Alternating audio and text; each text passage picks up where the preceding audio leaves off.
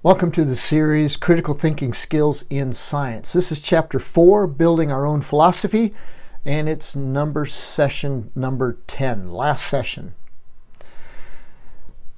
If you'd like to communicate with us, you can through thn.academia@gmail.com or at cultureworldvieworigins.net. Again, we're going to start with a very familiar quote, and we're ending with it. Again, here's the world, the glasses, and the interpretation. And what goes into the glasses is what Stephen Jay Gould has said, is that first facts do not come to us as objective items seen in the same unambiguous way by all reasonable people. Theory, habit, prejudice, and culture all influence the facts we choose to observe and the way in which we perceive them. Thank you, Stephen Jay Gould. He passed away in the early 2000s, so he is not a active scientist today, but I do believe that what he has to say is pertinent to my position in trying to understand why there exists so many different scientific models, which we're going to look at 7 different models, I believe it is, in Chapter 11. And just where do all these models come from? And why are there so many different models? And it's because of theory, habit, prejudice, and culture that each group has developed their own model to represent their own belief system. Again, we're to another familiar image of the house, where we started with culture, we went to epistemology, which was the source of reliable knowledge. We then went to metaphysics, which then answered the 3 questions about theology, ontology, and universal science from our source of reliable knowledge. Then we went up to our methods, which is epistemology number 2, or B, which is methods, looking at the different methods, the scientific method and rationalism and empiricism and skepticism. And then we went up to logic. We saw in logic how logic depends upon the underpinning of the house below it, and what seems logical and what is logic based on. Is it based on pure rationalism or empiricism? Or is it, logic would be based on rationalism, but is rationalism by and of itself sufficient to bring us to reliable knowledge? And that's where we as Christians, or myself as a Christian, and believing in a biblical philosophy, I also believe in the fall of man, or the original sin, and so how that compromised the original creation, how that compromised man's capability to reason. So would I personally trust in human reason to get me to reliable knowledge? And I would say, well, God has given me a capacity to reason, but I also know that that reason has been compromised, and that is why God has since given us the Spirit of truth to lead us into truth. So we have logic, and now we're going up to which is axiology, which is the last level. My axiology, what gives life meaning? What gives my life meaning? What do I do? Do I value other lives? So it's values and ethics, but it's more than that too. But Ecclesiastes chapter 12, verses 13 and 14 say, "This is the end of the matter. All has been heard. Fear God and keep His commandments, for this is the whole duty of man. For God will bring every work into judgment with every hidden thing, whether it is good or whether it is evil. So according to Ecclesiastes, what's the value? What's the purpose? Biblically, the purpose is to honor God, to keep His commandments, respect Him, and to serve Him. And that's what we see here. My axiology, what gives my life meaning?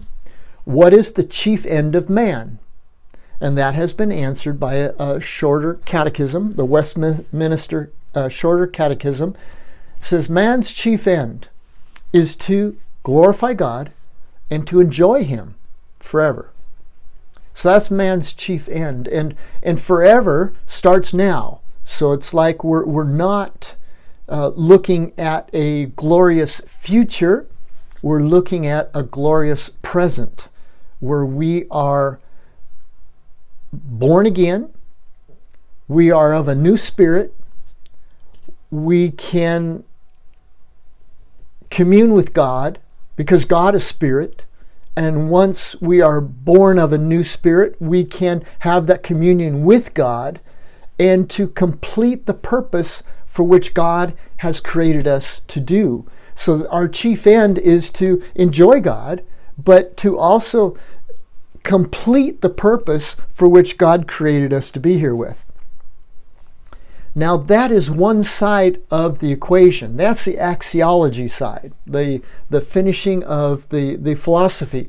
But we're also finishing on the other side, which is the Welt system. We went through Weltbild on the bottom, Weltanschauung, which is the viewing in the middle, and now we come up to Weltmodel, which is up on top. So with that in mind, then the top rung is finishing not only our axiology, but it is finishing our model, our Welt model.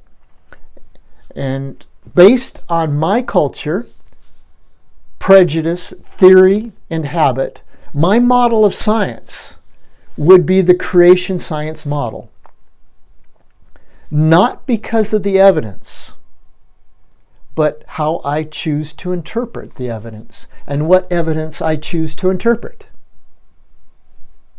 I don't know if you see that or understand that. In other words, when we encounter someone that supports a different model of science, there's no amount of evidence that I can offer them to convince them that my model is correct, because it is my model that is interpreting the evidence, and it is my model that is choosing the evidence to interpret. So in other words, it's just like in the beginning, God. I choose God first, and then He created, and I look at what He created to understand more about God. Not to use what was created to prove there's a creator. Even though Romans says that we can see God through that which has been created. We can see Him if we have the eyes to do so. If we don't have the eyes and we choose not to seek Him or to see Him, then we don't. We don't see Him. And that's going back to the model of the world and the lenses. The lenses actually filter what we can see and what we can't see. And the verses we read before is that though seeing, they don't see. Though hearing, they don't hear. And that's the lenses that we don't see. In other words, if we try to convince somebody else of our position, they aren't going to see it the same way because they're wearing a different pair of lenses. And the evidence that we are giving them is evidence from our system, and that's interpreted by our values. That supports our model. So in other words, what can we do to convince anybody? It's kind of like, that's not our job. Our job is to present And the job of the Holy Spirit is to convince. But we need to do our homework to be able to do a job that is academically justifiable and that is critically thought out. And that's what this chapter is on, is building a system of thought to be able to justify my model of reality. But knowing that my model of reality is what is interpreting the data and the evidence, that others will not or may not accept my data, my interpreted data, or what I chose to interpret. Because maybe what I chose to interpret, their model can't interpret. So they don't choose to interpret that set of data. They will choose a set of data that will support their model. Back to the house, and this is where we're ending with. We've finished the complex, but again, it's not finished because each one needs to build their own house and really dwell on it and dwell in it. And so this here is that the culture is at the bottom.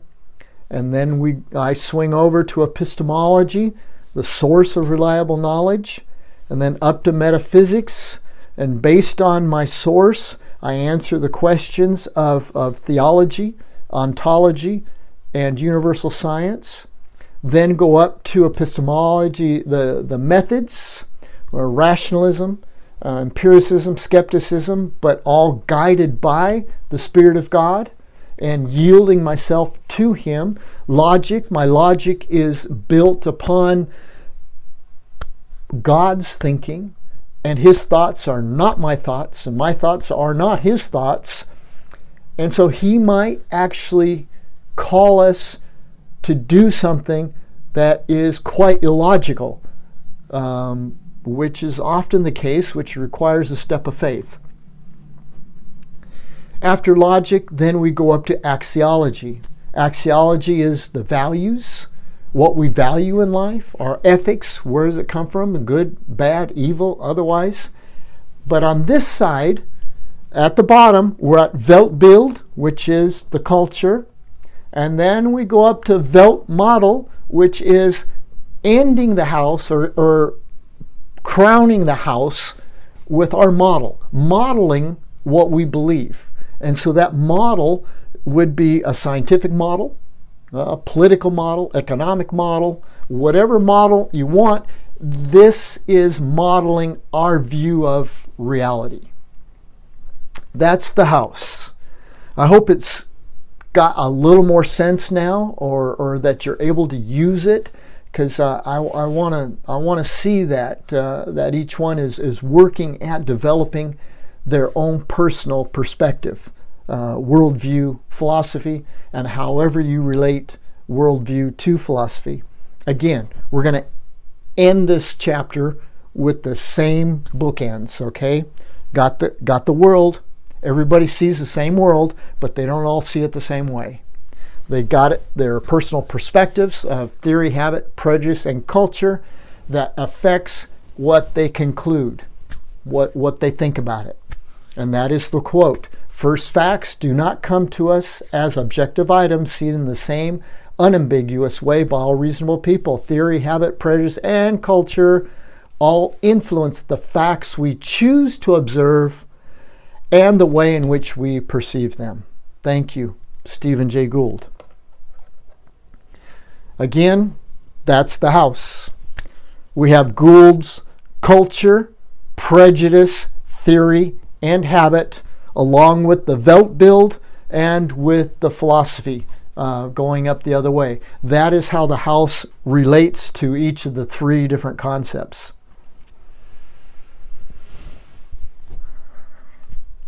Session 10 has just finished. Congratulations. This is chapter 4, Building Our Own Philosophy. This is just an outline. This is just which each one needs to flesh out in their own way. The course, Critical Thinking Skills in Science. Chapter 4, Building Our Own Philosophy. Session 10 just closed out. Thank you for accompanying me. We move on to the next chapter for next week. So hope you return and keep going. We're Tim and Holly Nyquist. Again, you can communicate with us through those addresses. And thank you for joining me.